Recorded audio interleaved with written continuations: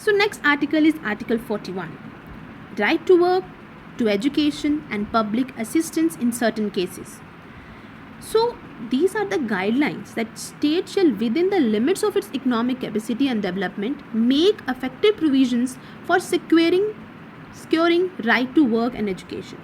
कि ऐसे प्रोविजंस बनाएगी जो राइट टू वर्क और एजुकेशन को सिक्योर करेंगे, ऐसी पॉलिसीज़ बनाएगी कि इनको सिक्योर करेंगे.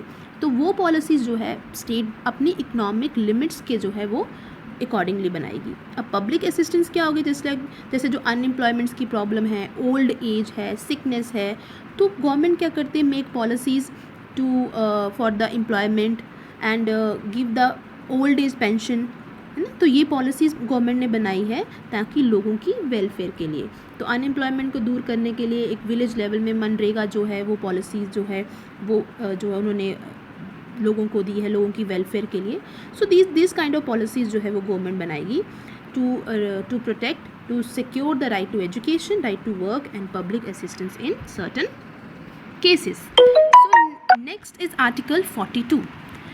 Provides for just and human condition of work and maternity relief. ऐसे कंडीशंस, ऐसी पॉलिसीज़ बनाएगी जो लोगों को वर्क कंडीशन उनके लिए जस्ट हो, उनके और मैटरनिटी रिलीव्स. हम कहते हैं कि भाई मैटरनिटी पॉलिसी आ गई है कि अब पहले मैटरनिटी रिलीव जो है 3 मंथ थी, अब 6 मंथ हो गई है.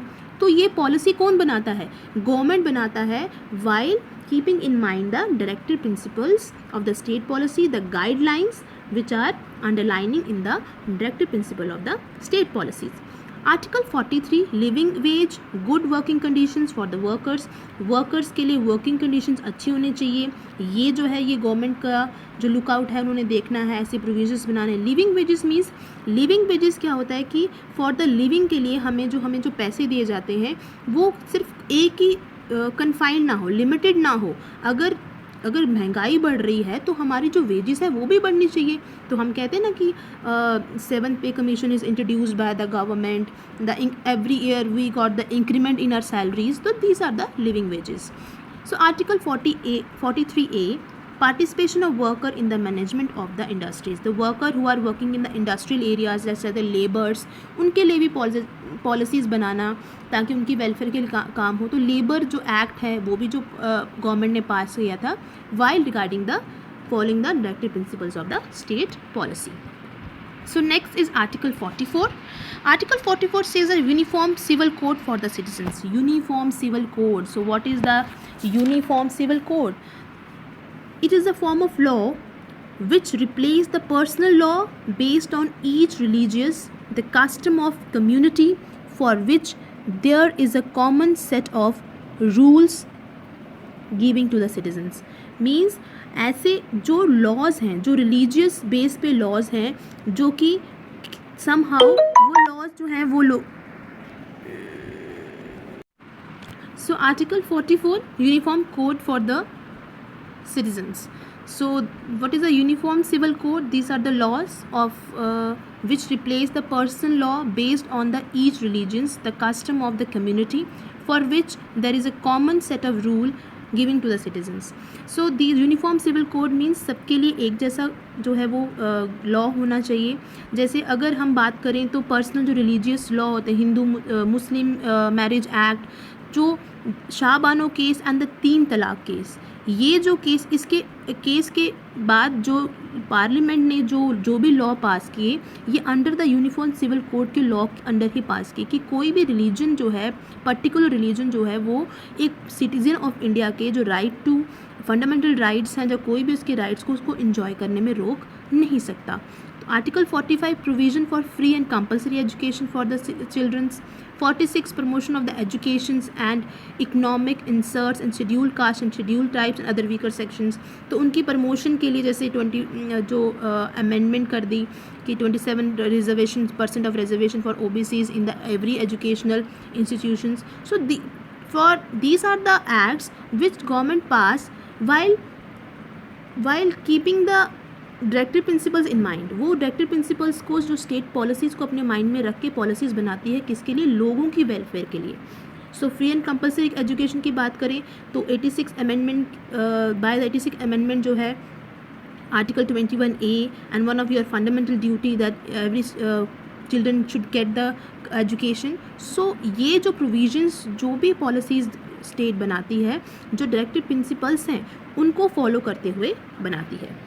Next article 47, duty of state to raise the level of nutrition, standard of living and improve the public health. Public health को इम्प्रूव करने के लिए वो पॉलिसीज़ बनाती है. 48, organisation of agriculture and animal husbandry, उनको प्रमोट करने के लिए जो लोन्स एग्रीकल्चर को देती है, उसके बाद जो हाई यील्ड सीड्स प्रोवाइड करती है अंडर सम पॉलिसीज़ मेक करती है, ताकि ये जो एग्रीकल्चर और एनिमल हस्बेंड्री है, ये सेक्टर जो है वो इम्प्रूव करे, उनकी डेवलपमेंट हो. Article 48A, protection and improvement for the environment and safeguarding forest and wildlife.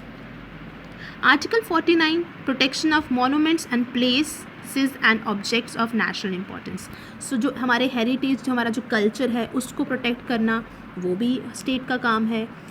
Article 50 क्या बोलता है? Separation of judiciary from executive. Executives and judiciary जो है वो दोनों सेपरेट हैं.